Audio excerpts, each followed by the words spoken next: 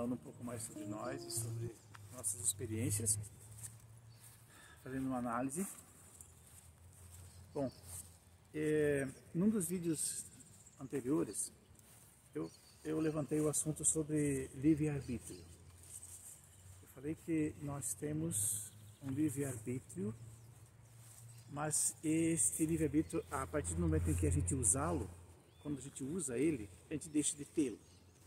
Porque no momento em que eu tomo uma decisão, eu estou preso a essa decisão. Né? Mas não, eu nem sempre pensei assim. No início do nosso casamento, eu tinha uma ideia diferente sobre livre-arbítrio. Agora eu já amadureci, o pensamento, as experiências cresceram, eu fiquei mais experiente e eu começo a ver, então, esse assunto do livre-arbítrio de forma mais, de um outro ângulo. Não sei se é melhor, se é maior, mas é de um outro ângulo. Também por causa dos aprendizados, né? Também, aprendizado e a experiência que se vai adquirindo com as coisas que vão acontecendo na vida, né? Um exemplo bem claro, por exemplo, quando logo no início do nosso casamento, a Eva, você percebeu sobre que nós estávamos nos alimentando de forma incorreta. Não foi bem no início do casamento, foi depois que eu voltei daquela minha estada na Alemanha, né? Depois daquele ano que você passou na Alemanha. E lá que me caiu a ficha, né? Por causa da necessidade financeira que eu não tinha para comprar carne, né? Aí a gente vê a importância que é conhecer outras culturas, né? A gente volta de lá sempre com os pensamentos mais claros, a mente mais aberta. Mas tá. Voltando então ao assunto da nossa alimentação, onde foi que eu aprendi com você, demorei para aprender com você, por causa da minha ideia de que eu sou livre, eu penso do jeito que eu quero, eu tenho livre-arbítrio. Eu como o que eu quero. Eu como o que eu quero. E você insistindo, né? Não é bem assim. O teu livre-arbítrio, ele agora está ligado a mim, né? Somos casados. Então ele é um duplo livre-arbítrio aqui. Nós precisamos trocar ideias. Daí você me instigava durante muitos anos, isso levou anos, você me instigando a ter uma alimentação melhor. Uma alimentação melhor, no caso, eu comia muita carne. Para mim, todo almoço tinha que ter um bife. Eu também gostava muito de fritura no início também, né? Muita fritura. Mas a fritura foi uma consequência de que eu já trouxe de casa, né? Da minha infância. Né? Meus pais, meu pai, ele criava muitos, enfim, ele lidava muito com animal, então a gente sempre tinha carne em casa para comer. Mas daí, voltando ao assunto daqui, depois, já com quase 30 anos de idade, você ainda insistindo, nunca desistiu de me mostrar, de me ensinar como é que eu poderia ter uma alimentação mais saudável. Não só alimentação. Né? Depois que eu levei anos para aprender com você, um outro motivo também que faz a gente ter resistência a mudar um hábito é, por exemplo, quem está ensinando. Entendeu? Porque o marido ou a esposa, eles não gostam de se colocar no lugar de aluno para aprender alguma coisa. Eles querem ser o cara que está do lado, a mulher que está do lado são parceiros. Então eu não sou seu aluno, você não é minha professora, entendeu? Então há essa resistência sempre, por isso que dizem que há sempre tanta discussão entre casal e coisa e tal. Porque não há aquela colocação, aquela posição, aquele colocar-se disponível para aprender. Porque a mulher, a esposa, não é uma professora. Ela é uma minha parceira, da minha sócia. Eu conheço ela tão bem que eu sei quais são as fraquezas dela. Como é que ela vai me ensinar? Como é que ela vai me ensinar? Entendeu? Então há essa resistência. E eu passei por isso, eu vivi isso. Eu passei por isso por muitos anos. Tivemos um filho, cresceu, ficou grande e eu sempre resistindo. Bom, com a alimentação até que eu devagarinho fui, né? Você foi entrando, né? Você foi aceitando comer coisas diferentes, mas a questão das comidas gordurosas, muito calóricas, toucinho, torresmo, e essas coisas eram difíceis para você abandonar. E aí o que aconteceu, né? As consequências. Consequências, um dia quando eu fui no médico, né? Fui fazer exame de sangue e o cara me fala o nível que estava o meu colesterol. Era assustador. Era assustador, eu pensei, caramba. E era bem jovem ainda. Ele chegou a me sugerir remédio para tomar. Sim, estava em 280. Quando você tinha 35, 38? Não tinha 40 anos ainda não. E nessa época você ainda não estava muito gordo. Mas o colesterol já estava alto. Já estava alto. E aí, mas continuou, né? Sim, continua, mas eu não fui tomar remédio não. Não, isso não. Eu fui tomar remédio não, eu comecei a mudar a alimentação. Começou a comer mais verduras, né? Eu ainda estava bastante resistente a exercícios físicos. Né? Sim. Eu não fazia. Não. Porque naquela Só época... caminhadinha normal, assim, né? Mas não Sim, uma caminhada, uma corrida, não. A atividade física que eu fazia era a seguinte, quando a cidade que nós morávamos era uma cidade não muito grande. Então dava para ir a pé, até onde eu dava aula. Naquela época eu dava aula de informática. Então dava para eu fazer esse trecho a pé. Então eu abria mão do ônibus. Primeiro porque o ônibus só tinha de meia em meia hora. Eu detestava ficar esperando o ônibus na parada. Eu não sabia os horários deles, eles não tinham horário certo. Então o que eu fazia? Eu já me preparava com mochila, depois tal, uma garrafa d'água e ia a pé. O mesmo tempo que eu ficava esperando o ônibus na parada, era o tempo que eu levava para chegar até onde eu tinha que trabalhar. Às vezes de ônibus até demorava mais.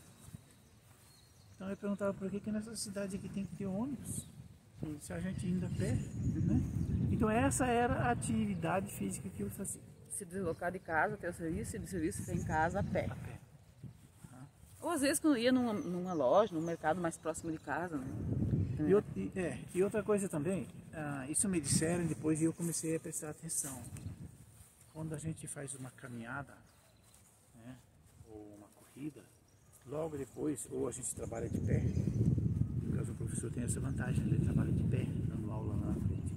Quando a gente faz alguma atividade física, que seja uma caminhada, a mais básica delas, a gente tem um raciocínio melhor. A mente parece que abre mais.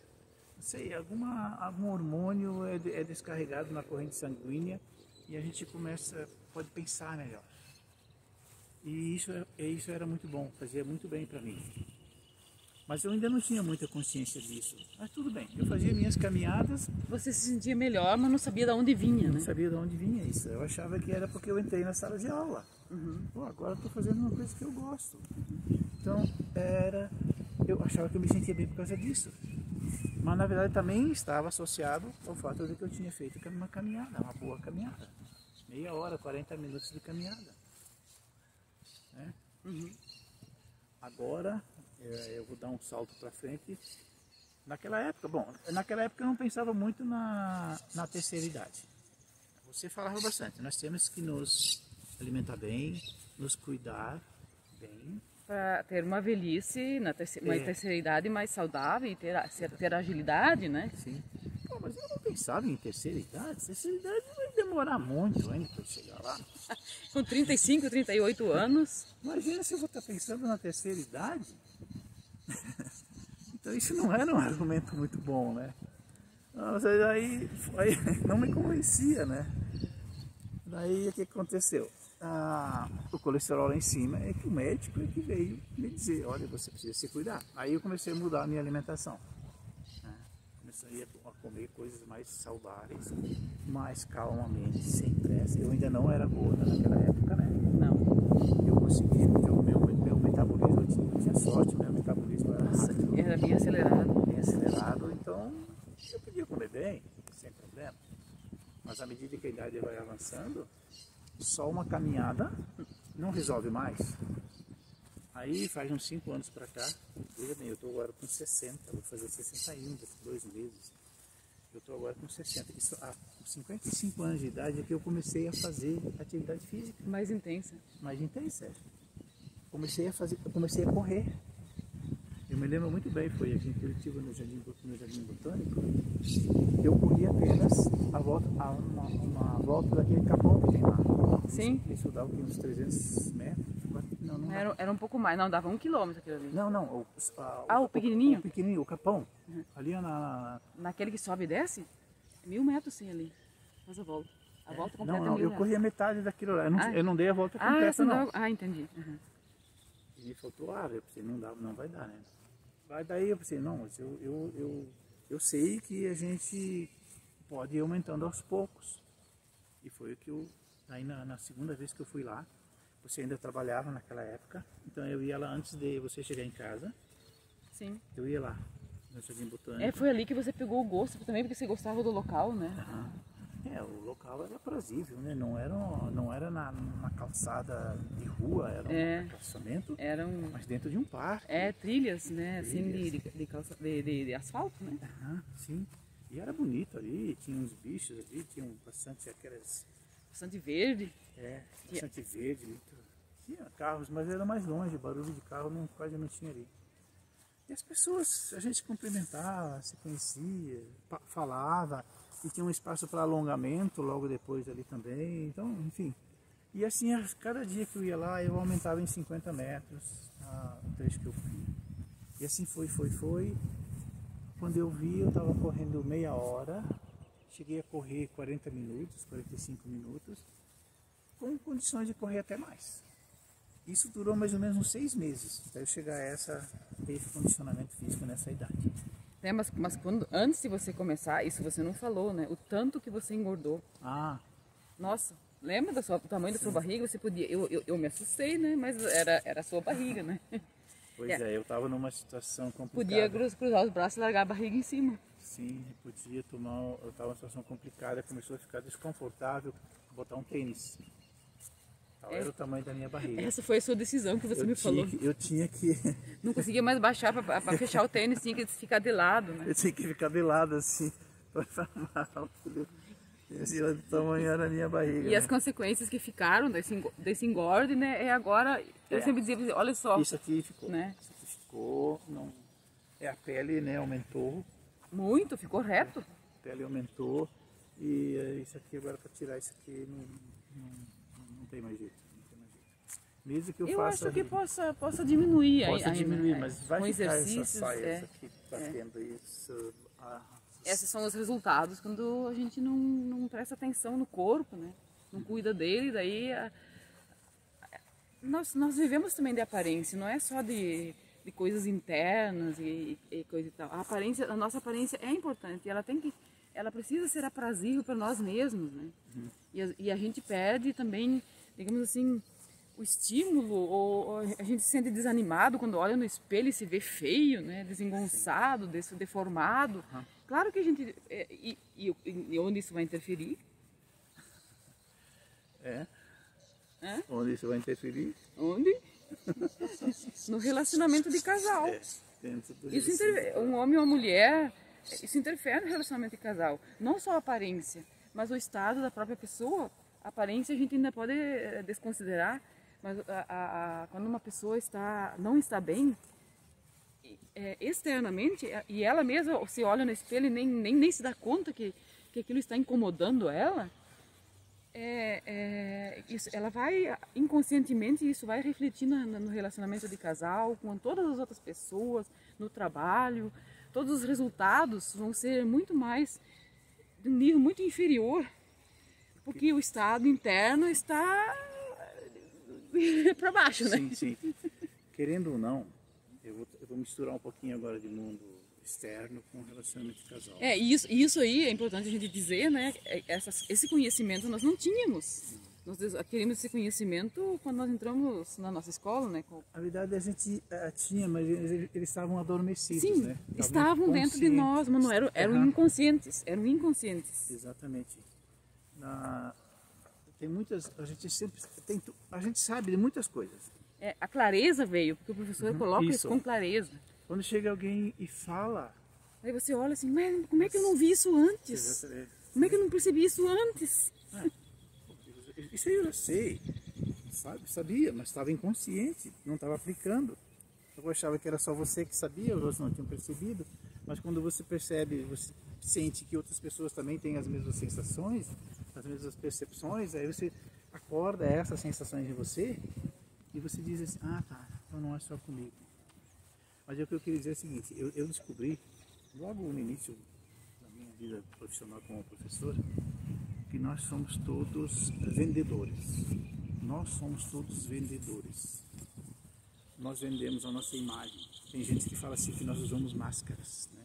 E vendedor é uma coisa que você executou por muitos anos, né? Nós todos somos vendedores. Eu vendo a minha imagem para o mundo externo. Eu vendo a minha imagem para dentro do casamento, no relacionamento de casal. Eu também passo a minha imagem. Eu vendo a minha imagem. Nós todos somos vendedores em todas as áreas. Mesmo que não seja de forma formal, né? E cuidar do corpo, fazer atividade física, cuidar da alimentação. É uma espécie de venda que eu estou cuidando de mim, porque eu quero que os outros tenham uma boa imagem de mim. Isso não é máscara. Tem dois tipos de pessoas caminhando no parque. As que precisam vir aqui no parque, que são os que são um pouco mais avantajados, mais gordos, e as que não precisam vir aqui no parque. Mas daí depois, espera aí, as que não precisam vir aqui no parque, não é bem assim também. Porque se elas estão magrinhas agora e têm um corpo bonito agora, é justamente porque elas vêm no parque. Entendeu? Porque elas se cuidam. Elas vêm no parque caminhar, vêm no parque correr. Aí a impressão que passa, essa pessoa não precisa vir aqui, ela é magrinha. Elas estão naquele ponto que eu dizia, nós temos que nos cuidar para a nossa velhice, né, para a nossa terceira idade, para nós ter energia. E elas já se deram conta que elas precisam fazer isso porque nós não caminhamos para a juventude, nós caminhamos para a velhice. A nossa mente, o nosso espírito, nossa alma, ela se alimenta daquilo que nós damos para ela, que nós trazemos de fora e colocamos para ela. E se ela não é alimentada de uma maneira energética, positiva, agradável, como aqui nós estamos vendo esse verde, sempre é uma coisa que faz muito bem para nós, e que você mesmo falou antes, né, que você fazia caminhada também, e nem se dava conta que era aquela caminhada que te ajudava bastante para ter mais ideias melhores, sentir-se melhor, né, por dentro, né? Então essas pessoas que vêm aqui, a maioria já se deu conta de que se elas não fizerem isso agora, que elas ainda estão numa idade boa, né, depois elas não vão mais conseguir se recuperar, ou então vão estar num mau estado interno, né, meio depressivo, ou caindo em depressão até, né, porque a depressão vem dessas coisas, né? Que é quando a gente não se cuida, não se alimenta energeticamente também com alimentos de energia viva, né? O interno vai para baixo e a depressão vai chegando, né? E a gente só começa a pensar coisas ruins e negativas porque a gente só come coisas mortas, né? A gente não tem energia para uma vida, porque a vida, o nosso corpo está indo para a morte. Isso é fato. Sim, todos os dias. Todos os dias. Assim que nós nascemos, já estamos morrendo. Né? Não estamos caminhando para uma vida eterna nesse corpo. Cada dia vivido é um dia a menos para viver. Exatamente. Então, se nós não, mais dentro de nós, a nossa alma, o espírito, a vida em si, ela tem que ser alimentada para ser cada vez mais vida. E através do nosso corpo nós vamos poder fazer essa vida funcionar. E se nós não estamos bem no nosso corpo, como é que nós vamos poder fazer a vida funcionar? Né? Isso é assim com negócios e tudo mais. É muito incrível isso aí. Eu me lembro que quando eu era adolescente, eu acho, na escola, o professor falou assim, eu fiquei pensando naquilo assim, não tem como viver sem matemática. Tudo na vida, para tudo na vida você precisa de matemática. Eu nunca tinha parado para pensar nisso, claro, eu ainda era só uma adolescente, né? Mas aquilo me intrigou muito e com o passar dos anos eu fui observando, é verdade, não tem nada que não tenha matemática. A vida é lógica e a matemática é lógica. E a matemática é a lógica da vida, tudo depende de matemática. Até a música é matemática pura. Uma vez eu falei essa frase numa sala de aula, um grupo de alunos, acho que eram cadetes até, eles riram de mim, né? Acharam que eu estava meio caduca, meio maluca falando essas coisas, né? como que não, né? Como que não a música é uma combinação incrível de passos e ritmos feitos, contados matematicamente. É tanto compasso, a nota dura tantos compassos, ela é de tantos tempos, é tudo matemática. Os músicos sabem disso, né? Os músicos, o músico que não sabe lidar, que não sabe matemática, não consegue compor nada se ele for um músico de verdade, né? Se ele for fazer a composição escrita, né, daquilo ali. Então, tem os que fazem por intuição, né? Tiram a melodia por intuição, mas isso também é matemática, embora ele não esteja sabendo disso, né? Sim. Que quando o meu livre-arbítrio não é administrado, quando eu não sei que meu livre-arbítrio interfere na vida dos que me cercam, da minha família, da minha esposa, do meu esposo, eu crio um ambiente desagradável e conflitante, né?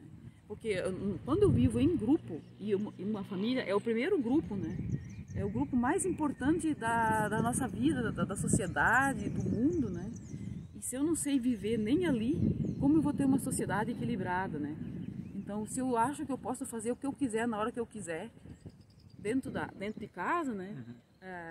Com o meu esposo, com a minha esposa, com os meus filhos, obviamente que isso não vai funcionar, porque nós somos pessoas, nós sempre vamos continuar sendo indivíduos únicos.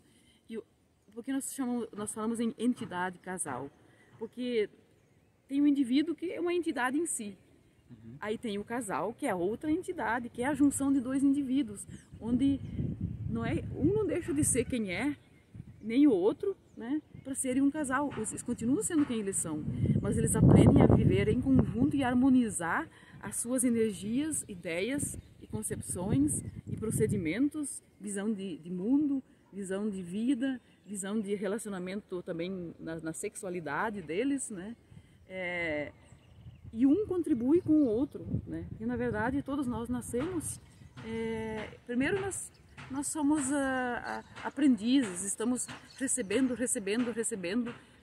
de quem? Dos nossos pais. Nossos pais. Por isso que nós não é na casa dos pais que devemos ficar, nós temos que partir. Chega um momento que a gente vai agora doar, passar para frente. E daí, nesse momento, nós vamos começar a contribuir com alguém, com uma outra pessoa, com outras pessoas. E geralmente é o parceiro, a parceira que a gente escolhe com quem a gente quer viver.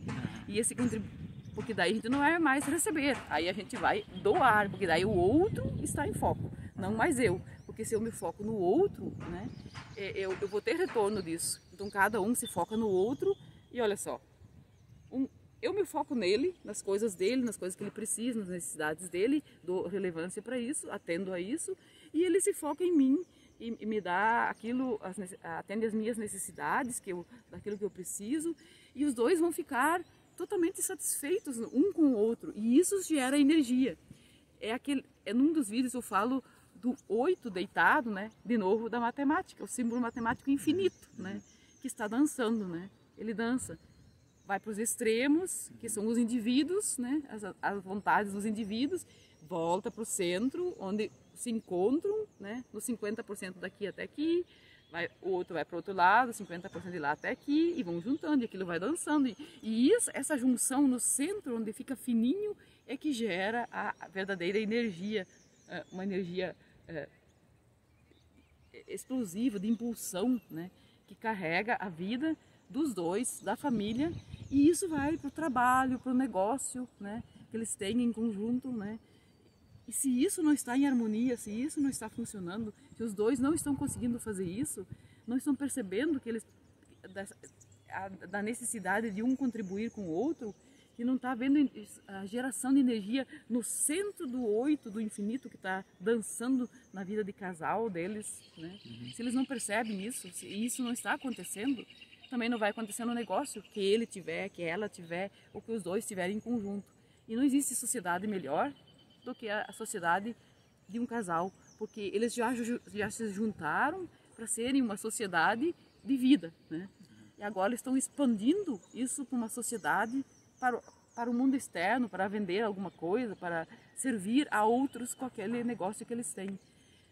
Mas esse negócio só tem a impulsão se eles estiverem equilibrados, né? Naquele 8, naquela dança do 8, das energias que eles têm centradas. Feliz é o casal onde ele pode ter ela como sócia e ela pode ter ele como sócio.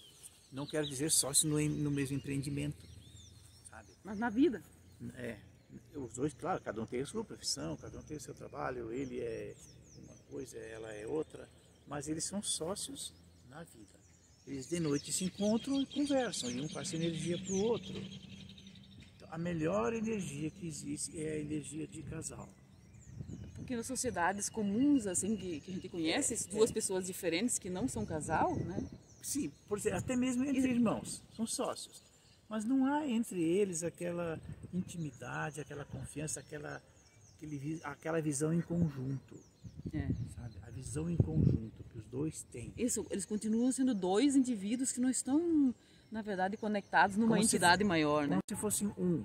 Exatamente. Aquela velha frase que todo mundo fala, os dois são um, né? Mas não é um onde um se anula, né? E o outro se anula, e sim onde os dois... A visão dos dois é uma. Sim, exatamente, mas os dois continuam sendo os indivíduos que são.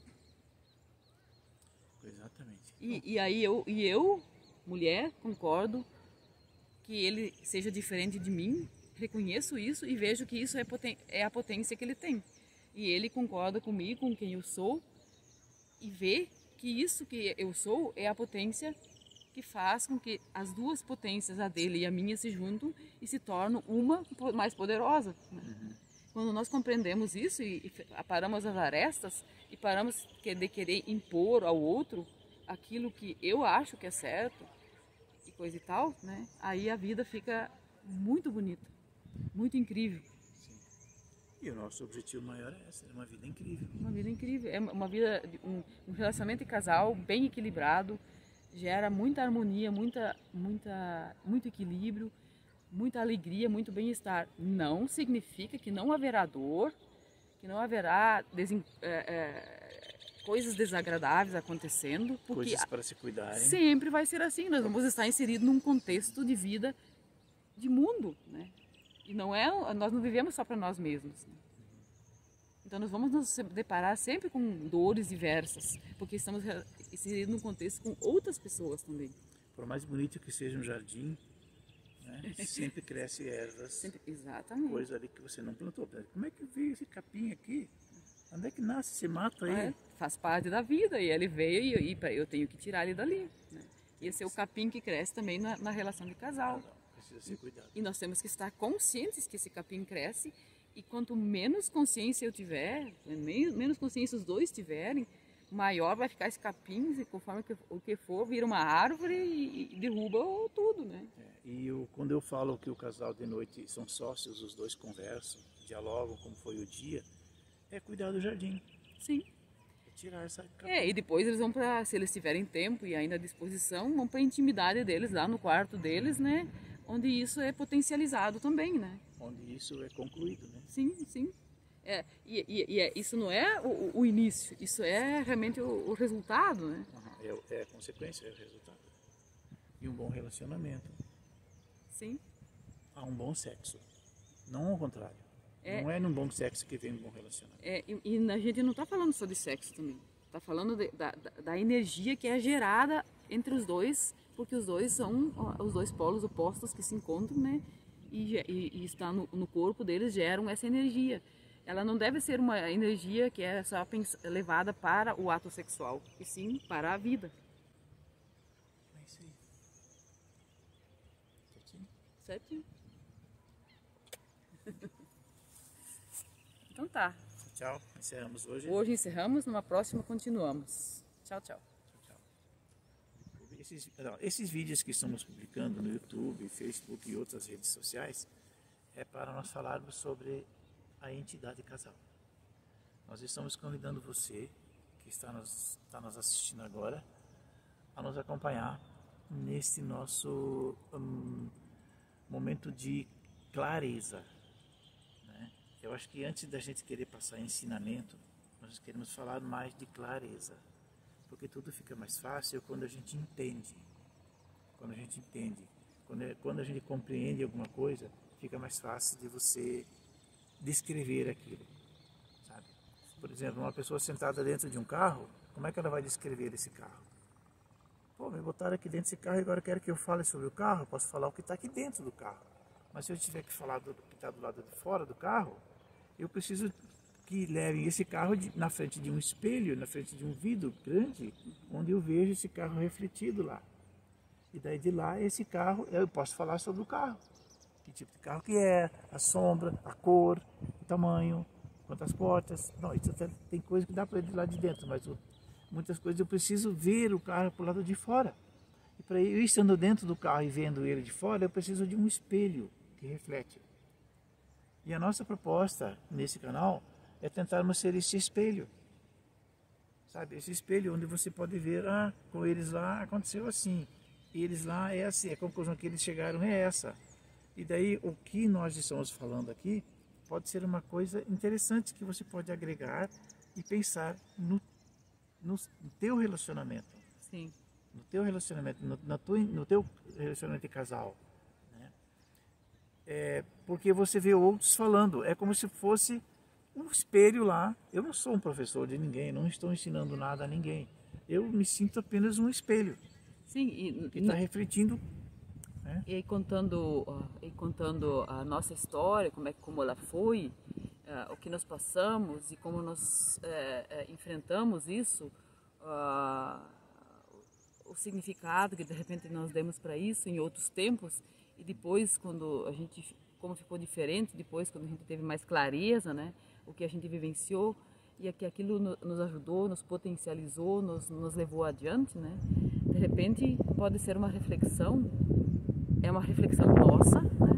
Mas que de alguma forma de repente pode servir também para você, que de repente você pode também se valer dessa, como o Sidney acabou de falar, desse espelho, né? Assim, opa, comigo também aconteceu ou está acontecendo coisa parecida, né?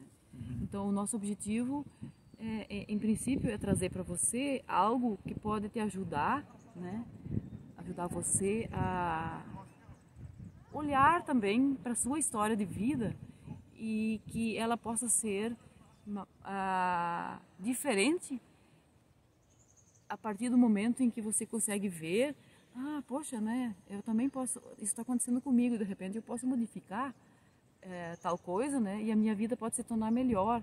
De repente seu casamento está também, como nós passamos por muitos momentos altos e baixos, momentos difíceis. Ainda vamos contar vários deles, né? Eles ainda vão vir à tona, mas nós continuamos juntos. O amor não morreu, pelo contrário, a gente sempre se sentiu unido, né? Parece até, às vezes nos comentamos, né? Parece até que a gente fez algum contrato eterno, né? Mas por que muitas vezes a gente se desentende, né? É porque nós não temos certos conhecimentos sobre relacionamento em si.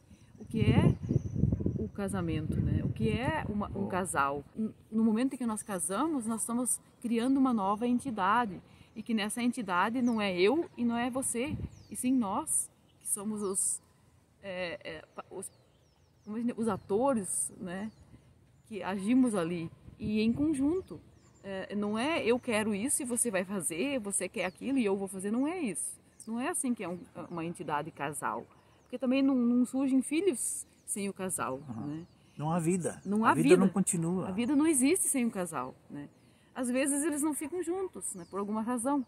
Mas sem ter havido a união do casal um dia, não há continuidade de vida. É simples assim.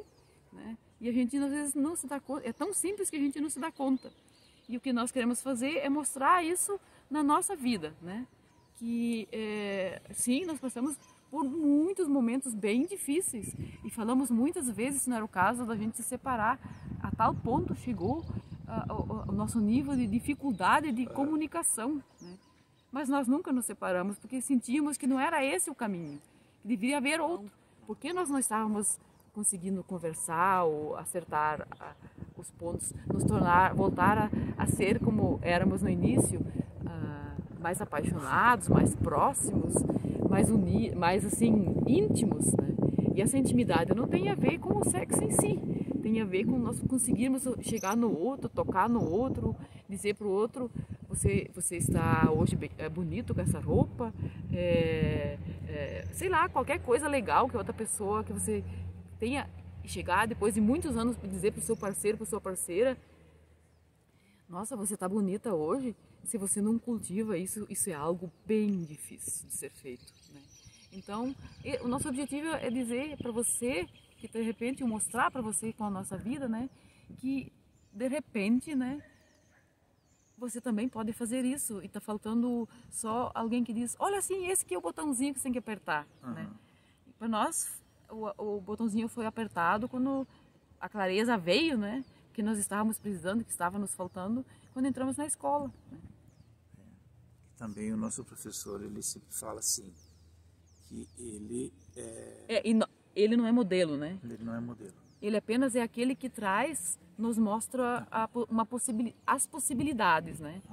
Nós também não somos modelos para ninguém, apenas que nós vivenciamos certas coisas que, de repente, outras pessoas podem se identificar com isso, e isso pode ser útil para elas melhorarem a vida delas. Mas não porque nós somos modelos, mas porque, de repente, deu um clique, né? A gente fala, um efeito, a gente fala, no alemão a gente fala efeito ahá, né? Ahá, né? É isso aí. E aí a gente, às vezes só faltava alguém dizer isso. E isso acontece ao longo da nossa vida o tempo todo, né? E não só com uma pessoa, com outra, que às vezes diz alguma coisa e a gente pensa assim, nossa, isso serve para mim, né? Não tinha pensado nisso, né? Então é isso.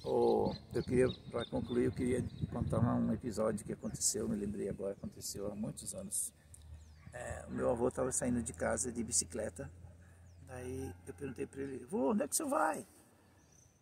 Daí ele falou assim, eu vou na prefeitura, falar com o prefeito, falar para ele, só fazer estradas que descem, tirar todas as estradas que sobem, só fazer estradas que descem. Nós demos risada, né? Isso é impossível.